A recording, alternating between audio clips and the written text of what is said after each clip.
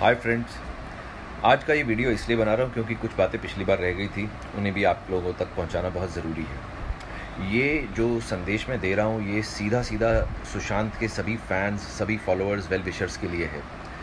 आज आप सब लोग अलग थलग नहीं हैं, आज आप सब लोग एक सिंगल यूनिट हैं, सुशांत के फॉलोअर्स या फैंस के नाम से जाने जाते हैं।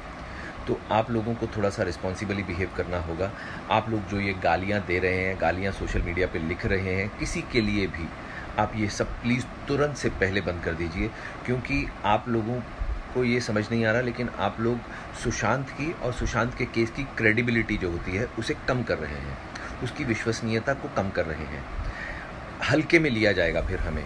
आज अगर हमारे को सीरियसली लिया जाए तो उसके लिए बहुत ज़रूरी है कि हम लोग सीरियसली पेश भी आएँ। हम लोग अगर इस तरह की ज़बान, जो बड़ी हल्की ज़बान है, इस्तेमाल करेंगे तो हमें कोई सीरियसली नहीं लेगा दोस्तों। आज देखिए, एक बहुत ही बड़े एमपी हैं, सीनियर एमपी हैं बीजेपी के, श्री सुब्रमण्यम स्वामी, उन्होंने ये केस के लिए सीबीआई जांच की मांग के बात छेड़ दी है।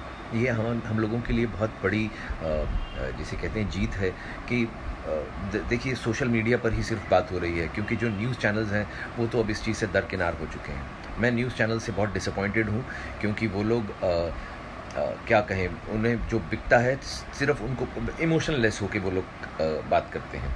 लेकिन सोशल मीडिया पे क्योंकि रियल इमोशंस हैं रियल पीपल के, तो we are coming forward and we are putting forward our emotions. तो उसी का जो शोर मचा है, जिसकी वजह से श्री सुब्रमण्यम स्वामी जी ने ये इनिशिएटिव लिया है, और मैं उनसे रिक्वेस्ट करूँगा कि सर प्लीज़ आप सुशांत के सभी फैंस की इस बात को सीरियसली लीजिए और प्लीज़ आप इस बात को आगे बढ़ाइए। आप लोगों से मैं यही कहूँगा, प्लीज़ गालियाँ देना बंद कर दीजिए, प्लीज़ कुछ भी बुरा लिखना बंद कर दीजिए किसी के बारे में भी, क्योंकि अभी हमारे पास कोई सबूत नहीं है। बिना सबूत के किसी के ऊपर भी गाली देना या बोलना जो होता है वो बेवकूफ़ी, और हम लोग हल्के नज़र आते हैं। प्लीज़ हम लोगों को हल्का मत बनाइए, आपकी ये बातें हमारे केस को नुकसान पहुँचाएँगी। दूसरी बात मैं ये कहना चाहूँगा कि कुछ एक्टर्स ऐसे हैं जो मैंने पिछली बार बहुत सारे बड़े बड़े स्टार्स का नाम लिया था, उनमें से एक खास तौर पर ऐसा आदमी है जिसे सुशांत की वजह से बहुत फ़ायदा हुआ था, जिसे रामलीला मिले, जिसे बेफिक्रे मिली, वो है रणवीर सिंह। रणवीर सिंह का मैं बहुत बड़ा फ़ैन हूँ। रणवीर, आप मुझसे उम्र में छोटे हैं, इसलिए मैं आपसे ये बात कहने की हिम्मत कर पा रहा हूँ कि आप भाई इतना एंटरटेन करते हो। जब भी किसी का इंटरव्यू चल रहा होता है तो मैंने देखा है आप बीच में घुस जाते हो, आप लाइमलाइट दूसरों से छीनने की कोशिश करते हो, आप एंटरटेन करते हो, कोई बुरी नीयत से आप नहीं करते हो। लेकिन मेरा पॉइंट ये है कि जब इंटरव्यूज़ चल रहे होते हैं तब तो आप बीच में चले जाते थे, चाहे वो सुशांत और अंकिता का इंटरव्यू हो, चाहे वो फवाद खान का इंटरव्यू हो, या कोई स्टेज पे परफॉर्म कर रहा हो तो आप नीचे से शोर मचा मचा के अपनी तरफ कैमरा बुलवाने की कोशिश करते थे। आज आप डायरेक्टली तो आपने कुछ नहीं किया है भाई, आपकी गलती नहीं है, लेकिन आपको फ़ायदा तो हुआ ना उसके मिसफॉर्चून का, क्योंकि जो फिल्में उसके हिस्से की थी वो आपको मिली। तो आपकी एक मॉरल रिस्पॉन्सिबिलिटी नहीं बनती है भाई कि आप एक बार आके उसके फ़ैन से बात करें या सीबीआई की जांच के लिए मांग करें? आप प्लीज़ इस बारे में सोचिएगा। I am sure you are a very good guy, आप बहुत अच्छे इंसान लगते भी हैं, आप मस्ती करते हैं, मजाक करते हैं, हम सबके चहीते हैं, लेकिन प्लीज़ रणवीर आप इस बारे में सोचिए कि आपको भी इस बारे में बात करनी चाहिए। दूसरा जो शख्स है मैं जिनके बारे में बोलूँगा वो है महेंद्र सिंह धोनी जी। वो हमारे देश के बहुत ही बड़े क्रिकेटर रहे हैं, शायद इंडिया के ऑल टाइम टॉप 5 क्रिकेटर्स में से एक हैं वो। देखिए धोनी साहब, आपका मैं भी बड़ा फ़ैन हूँ। आपके पहली इनिंग्स जब आप 0 पे आउट हुए से तब से लेकर आपकी आखिरी इनिंग्स जब आप न्यूजीलैंड के अगेंस्ट रन आउट हो गए, तब तक मैं आपका फ़ैन रहा हूँ। आप समझ सकते हैं मैं क्रिकेट का बहुत बड़ा वाला फ़ैन हूँ। ये आपकी रिटायरमेंट का मसला नहीं है धोनी, कि आप चुप रहें और देश अंदाज़े लगाता रहे, और इसमें विराट कोहली भी बेचारा अंदाज़े लगा रहा है, रवि शास्त्री भी अंदाज़े लगा रहा है। ये वो वाला मसला नहीं है भाई। ये एक लड़के की मौत हो गई है, वो लड़का जिसने आपका रोल स्क्रीन के ऊपर निभाया था। तो आपने एज प्रोड्यूसर अरबों रुपया कमाया है उस फिल्म से। ऐसे मेरे को बताया गया है कि आप ही उस फिल्म के प्रोड्यूसर्स में से एक थे, या आपको उस फिल्म से बहुत फ़ायदा हुआ। तो महेंद्र सिंह धोनी जी, आपका भी ये फ़र्ज़ बनता है कि आप आगे आएँ, अपनी चुप्पी तोड़ें और प्लीज़ कुछ इस बारे में बोलें, बिकॉज़ बहुत ज़रूरी है। आप जैसे हैवी वेट लोगों का, आप सोसाइटी के वो लोग हैं जिनकी क्रेडिबिलिटी बहुत ज़्यादा है। आपने कभी भाई भतीजावाद नहीं किया, आपने कभी जातिवाद नहीं किया, आपने कभी क्षेत्रवाद नहीं किया। आपकी वजह से ही इंडियन टीम आज इतनी स्ट्रांग है। आप और सौरव गांगुली जैसे जो 2 लोग आए, क्योंकि आप लोगों ने पैरोकियल जिसे वर्ड कहते हैं ना, वो चीज़ पैरोकियलिज्म को हटा दिया आप लोगों ने पूरी तरह से। आप लोगों ने मेरिट पे लोगों को हमेशा जगह दी है। तो आप लोगों की क्रेडिबिलिटी बहुत ज़्यादा है। अगर आप बोलेंगे सर तो ज़रूर फ़र्क पड़ेगा। प्लीज़ मेरी इस बात को ध्यान से गौर कीजिएगा। फिर तीसरे वो लोग हैं जो कि सुशांत के साथ में सीरियल्स में काम करते थे या उसके बहुत क्लोज फ्रेंड्स थे। Where are you guys? जो टेलीविज़न के मेरे संगी साथी हैं, ये सब क्या है कि ये लोग अलग सीरियल्स में काम करते थे, हम लोगों ने साथ में कभी काम नहीं किया। अर्जुन को मैं थोड़ा बहुत जानता हूँ, अर्जुन बिजलानी को। Is a nice guy. Arjun, why are you keeping quiet bro? You knew Sushant very well. I believe आप लोग इंटरफेस में आसपास में आप लोगों के फ्लैट्स थे, आप लोग दोस्त थे। आप अगर कुछ बोलोगे तो ज़रूर फ़र्क पड़ेगा। फिर उसके बाद ऋत्विक धनजानी और जो पवित्र रिश्ता की बाकी कास्ट है, वो लोग क्यों नहीं बात कर रही है? जिन लड़कियों ने उसके साथ में काम किया, कृति सनोन, परिणीति चोपड़ा एंड इवन अंकिता लोखंडे और जो भी बाकी लोग हैं, मैं ज़्यादा उसके काम ऐसे नहीं देखा तो, बट जिन जिन लोगों ने उसके साथ में काम किया है, why aren't they coming forward? Why aren't they demanding a CBI inquiry? क्योंकि मेरे अकेले के बोलने से सर क्या होगा? ये आप समझिए कि मैं किसी युद्ध क्षेत्र में चला गया हूँ और मैं एक माचिस की तीली किसी के हाथ में हूँ। माचिस की तीली एक तरफ और सामने बड़ी बड़ी तलवारें हों, तो मेरी क्या औकात है?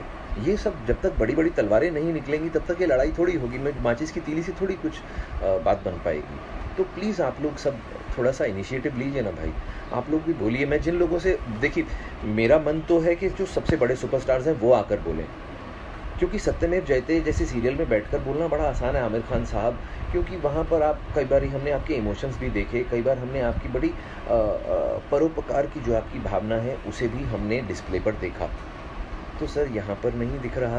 वो लड़का तो आपके साथ ही फिल्म में पीके में था भी, आप लोगों का एक एसोसिएशन भी है, तो सर आपकी क्रेडिबिलिटी भी बहुत ज़्यादा है।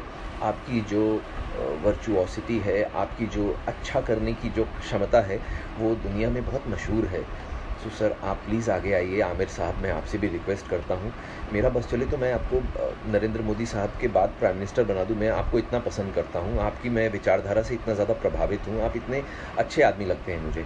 बट सर आपकी चुप्पी भी मुझे समझ से बाहर लग रही है, क्योंकि बाकी लोग तो चलो ठीक है, कई लोग सिर्फ कमर्शियल बातें करते हैं, कमर्शियल बिहेवियर करते हैं, उन लोगों से तो मैं क्या उम्मीद करूं। लेकिन आमिर सर, आपने सत्यमेव जयते जैसा सीरियल किया है, आप अगर चुप रहेंगे तो सर कैसे चलेगा? ये मैं आप लोगों से रिक्वेस्ट करता हूं कि प्लीज़ आप लोग आके कुछ बात कीजिए ना। मेरे अकेले से बात नहीं बन पा रही सर, मैं बहुत अकेला पड़ गया हूँ। मुझसे कई लोग बोल रहे हैं कि तुम पब्लिसिटी के लिए ये सब कर रहे हो, तुम स्मॉल टाइम एक्टर हो। कई लोग मेरे जो समर्थक हैं वो मुझे कहते हैं तुम अपने आप को स्मॉल टाइम मत बोलो। मैं कंफ्यूज हूँ, मैं क्या हूँ, मैं स्मॉल टाइम हूँ कि नहीं हूँ? भाई मुझे मुद्दा मत बनाइए please. I am a nobody. आप समझ लीजिए मेरा कोई फेस ही नहीं है, मेरा नाम भी नहीं है इसमें। क्योंकि जो चीज़ ज़रूरी है वो है उस लड़के को इंसाफ दिलाना। क्योंकि अभी क्या हो गया, श्री अमिताभ बच्चन जी और उनके सुपुत्र को कोरोना वायरस की पुष्टि हो गई है। अभी सारा का सारा ध्यान, विच इज़ वेरी अनफॉर्चुनेट। भाई हमें बड़ा अफसोस है। अमिताभ साहब तो मेरे फादर के जैसे हैं, मेरे अपने पिता नहीं है, मैं उन्हीं को ही अपना पिता मानता हूँ। अब आप सोचिए कि मैं उन लोगों को कितना प्यार करता हूँगा जिन्हें अपने फादर की जगह दे रहा हूँ। उन्हें कुछ हो गया है तो मुझे भी उतना ही अफसोस होगा जितना उनके घर वालों को होगा। लेकिन उस सब के बीच में ये केस, हमारा वाला केस सुशांत का दब नहीं जाना चाहिए भाई, इसे जिंदा रखिए प्लीज़। तो मैं सरकार से ये बोलता हूँ कि भाई अगर आपको लगता है कि CBI बहुत बिजी है, बहुत इंपॉर्टेंट वो एक संस्था है, जो कि है भी बहुत बड़ी संस्था है, CBI है, पुलिस है, ये लोग बहुत ओवरवर्कड हैं। हमारा देश 137 करोड़ से ज़्यादा लोग रहते हैं, तो उनके पास में रिसोर्सेज कम है, पैसे कम है, कुछ भी कम है। तो मैं ये बोलता हूँ कि आप हमें बोल दीजिए। सुशांत के फैंस के बिहाफ पे मैं आपसे प्रॉमिस करता हूँ, हम लोग पैसा इकट्ठा करके आपको दे देंगे। आप बोलिए 1 करोड़, 2 करोड़, 5 करोड़, जो भी आपको चाहिए, हम लोग आपको वो पैसा दे देंगे सर। आप इसे एक पेड इन्वेस्टिगेशन समझ के कर लीजिए। हमारे लिए इतना तो कर सकते हैं आप लोग, हम तो हक से बोलते हैं, पैसा दे देंगे आपको। फिर क्या आपके पास में एक्सक्यूज़ रह जाएगा इसे ना करने का? तो मैं श्री नरेंद्र मोदी जी से, जो कि मतलब मैं उन्हें युग पुरुष मानता हूँ सर, आप तो मतलब आपके सामने मैं कुछ बोलने की भी औकात नहीं रखता। आप पर्वत हैं और मैं एक छोटा सा कंकड़ भी नहीं हूँ। तो प्लीज़ सर आप कुछ कीजिए। अमित शाह जी आप लोग कुछ कीजिए। आप लोग तो हमारे देश के जिसे कहते हैं ना कि आन बान और शान है, आप लोग प्लीज़ उस लड़के को इंसाफ दिलाइए। क्योंकि सर 50 सिम कार्ड कोई नहीं खरीदता है। कौन उसके घर में आया गया ये अड़ोस पड़ोस की बिल्डिंग्स के CCTV से भी पता चलाया जा सकता है। आप देखिए कि पिछले 6 महीने में कितनी बार वो CCTV ख़राब हुआ था, उसी दिन क्यों काम नहीं कर रहा था। बड़े सारे सवाल हैं सर जिनके जवाब नहीं मिल रहे हैं। पुलिस को आके एक एटलीस्ट प्रेस कॉन्फ्रेंस कर देनी चाहिए जिसमें इन सब सवालों का जवाब देना चाहिए उन्हें। और मैं वापस एक बार फैन से कहूँगा, please no bad words. Sushant की क्रेडिबिलिटी का सवाल है दोस्तों, हमें ध्यान रखना है इस बात का।